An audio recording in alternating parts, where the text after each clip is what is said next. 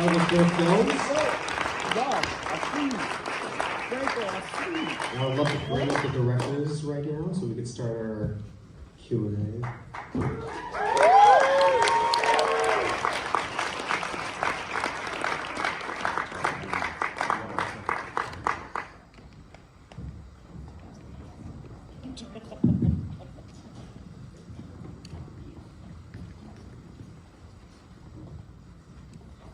How's it going? Great. Excellent. Great. Well, thank you for taking the time tonight. I appreciate it. I guess where I would like to start off, first off, I guess my name is June Lee. I'm an independent sports journalist. I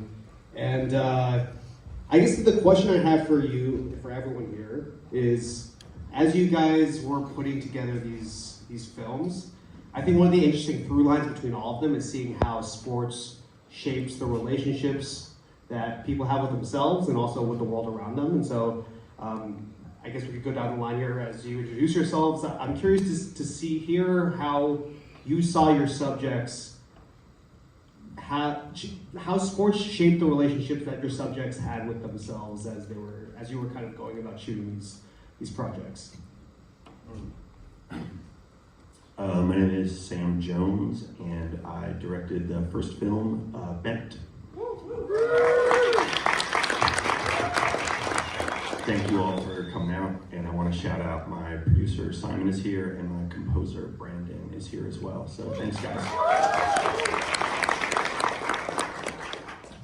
To try to speak to your question, I think for me it's just kind of simple. Like once I understood what the story was, like I started filming demolition derbies with this family because I thought they were interesting, but I didn't really know what the story was. And as soon as I, heard this little kid with a squeaky voice say that like he wanted to get in the car and, and run his first derby, I was like really taken aback by that. And it immediately seemed to me like a really interesting way to tell a kind of age-old coming of age story. And so to me, I think to try to frame it in that way of like sports and how did your character subject grow or change through sports, to me it was like a way for a young person, for Bentley to kind of like assert himself kind of as more of an adult, a teenager, a man, if you will, and as like a part of his community. Like it says at the beginning, his whole family does demolition derbies, so it was like a big rite of passage in a way to go from being a kid to like a member of the family or community, a more full-fledged member. Excellent question, and amazing film. That was what an experience. My name is Thomas McKenna. I directed Tommy Speed along with Ashley Hernandez and Max Steinberger. And thank you to Stephen Everett, our wonderful composer, and David Monk, our amazing editor. Seeing Tom training, I've known him for quite a long time, but seeing him training and seeing how the training affected him and even made him more organized and more tenacious and like more on the nose, and this way that the sport of running affected him was like he just like got super tightened up. Like everything was regimented. Everything was like when we were filming with him, we had to wake up at like 3 a.m. to make sure we got up to Kingston by 6 a.m. because he was going to get up and run no matter what. So seeing how the sport affected him was just like he just became this running machine, really. So, yeah.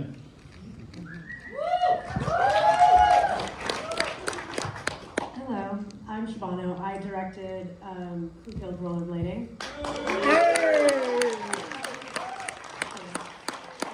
Yeah, amazing films all around. I think when I think about sports and how my subjects and beyond, obviously every film here, I think sports in the realm of identity, right? Whether it's you're a refugee seeking jazz dance or martial arts or something along the lines of a young boy figuring out his lineage of wanting to do these, I don't know if it's street car racing, I'm sorry, but it was very interesting and cool. But like identity is at the helm of why people go into honestly any path, but sports specifically, I think, and there's statistics around that as well. And then for our film, Like, when you're creating a culture and who you surround yourself with and how you identify, and this whole section of talking about rollerblading being gay, like, why does that matter, and who are we if we're identified by these characteristics? I think sports allows people to have similar ideologies as any other path in life would, but I think it's really strong in sports because there's a one-track mind that you need to be so passionate to want to do something like sports and pursue it until the day you die. Like you heard Shannon Joy Rogers say, I'm a rollerblader until I die. She actually has an autoimmune disease. She can't skate anymore, but she still identifies as that. And I think sports gives that to you. So just any, all of our characters, I think, especially also Tommy's feet, right? Like this person is identified by having a disability, and yet he doesn't let that define him. He allows the sport to define him. So,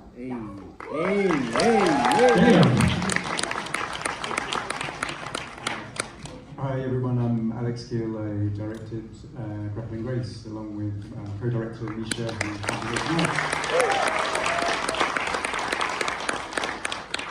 And yeah, following on from what you said there, I think Saeed still trains Olympic hopefuls, you know, people trying to go and win gold medals at the World Championships. But what really drew me to the aspect of the work that he does that really drew me in was how he works with movement and touch to be healing. And so, that was what I found really unique about his story and what we tried to bring across in the film. Whether that was working where just touches, for Gregory, touches or was just completely overwhelming. But through the rules of wrestling and through enjoying going to the classes, suddenly it makes sense. It isn't so scary, and he gets to understand how he's going to feel and how it feels to be thrown around and touched. It was kind of looking at these different aspects of sport. I feel like these films did a really good job of kind of showing how sports is often just a great vehicle to kind of explore humanity, because oftentimes in sports there's just the wins and losses, and there's kind of this like built-in story arc that comes with all of that. I think on top of that, we're kind of living through this interesting period in media and film where there's just a lot of like chaos in the industry from a business perspective, and we're at an independent film festival today. So I guess I'm curious how you see the relationship between sports and independent storytelling currently, and the importance of telling stories like these through a medium like this. Anyone? Sure. I think the relationship between storytelling, independent storytelling, and sports today is, there's, at this point in life, like with the way media has gone, there are an everlasting amount of stories to be told. And honestly, I feel like it's just, if you're good at storytelling and filmmaking, you can just pick, And in the case of Time of Speed, we always knew we wanted to do something with Tom. Like, he's just such a character. He's just so great to be around. But what we really wanted this film to be was like not to just showcase little people for the sake of little people. Because I feel like through standard media, it's like reality television, and you don't really get to see like how people actually live. And seeing Tom and his struggles, and seeing that he's in a world that's like not made for him, and still, in spite of that, he crushes it. I think it's an absolutely important story to tell. And I mean, there's so much more to tell about him and about little people as a whole in general.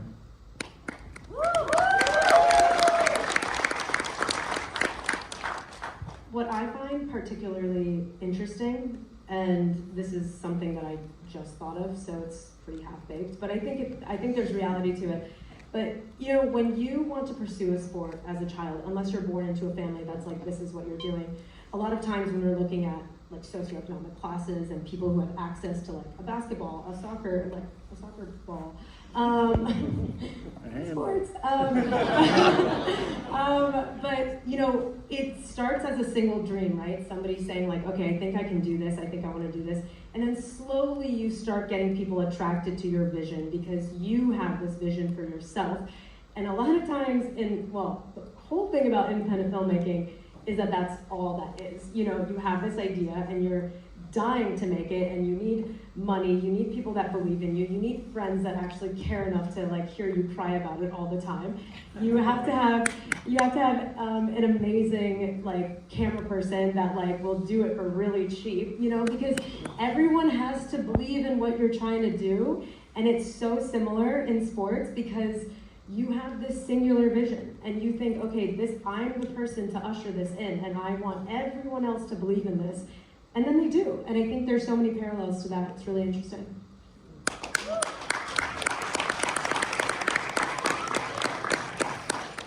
I mean, clearly it's hard to tell these types of stories. It's hard to get people interested in funding them. It's, you know, we were turned down by loads of places, and we decided to keep going, and we couldn't make, rather than trying to make this long film, we've made the 20-minute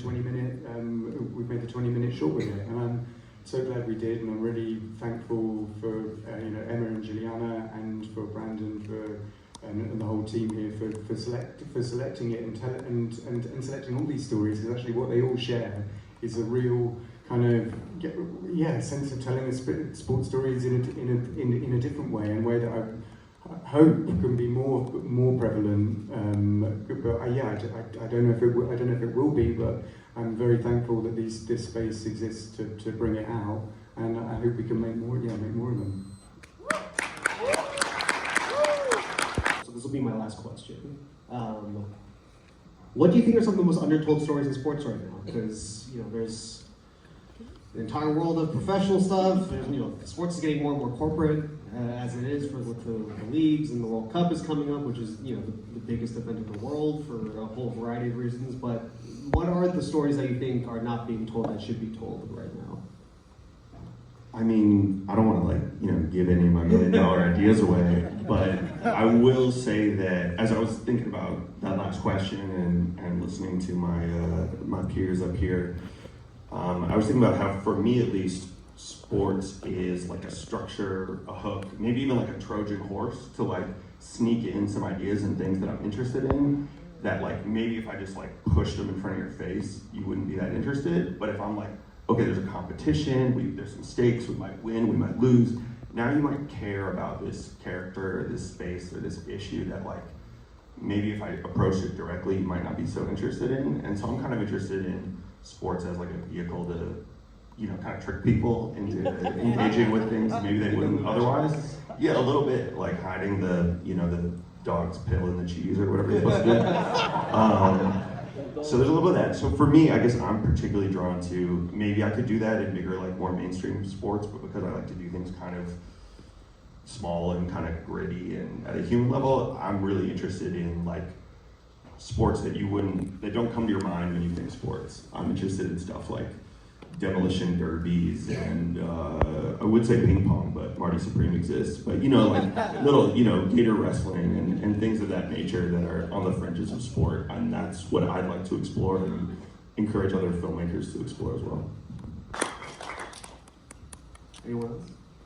I guess for me, I don't fully believe in like saturation of stories. There's just like so many people out there, especially in documentary. Like there's just, I mean, people are just so interesting, right? There's just a million times a million ways to live life. Like, I think with sports, it's similar to food in the way that it pulls you in through this visual, right? Similar to what you're saying, like it's a way to sneak other stories in. But what I find really interesting with sports stories, and they kind of happened upon me. I don't play sports, but I've told sports stories for the last 5 years of my life. And I think what I'm really gravitating towards is the person, because again, it's this level of grit that it takes to really be like, yeah, this is my life for forever now.